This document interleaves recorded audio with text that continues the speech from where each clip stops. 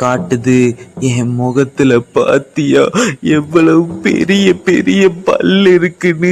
நான் சிரிச்சுக்கிட்டே இருப்பேன், நான் எந்த நேரமும் சிரிச்சுக்கிட்டே தான் இருப்பேன் அப்படின்னு சொல்லுது.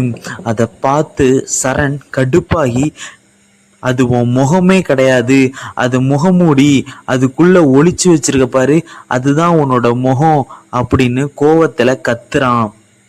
இதை கேட்ட ஜோக்கர் தன்னோட முகமூடியை கிளட்டி தன்னோட ஒரிஜினல் முகத்தை காட்டுறான். காட்டுறதோட மட்டும் இல்லாம அதுல நிறைய முக பாவனைகள் பண்ணி காட்டுறான்.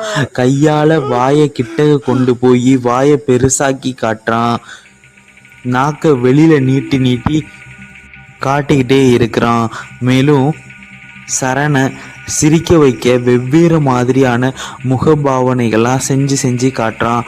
ஆனால் சரண் இதுக்கெல்லாம் சிரிக்காம கல்லு மாதிரி உட்கார்ந்துருக்கிறான். அப்போ அந்த ஜோக்கர் சரணை பார்த்து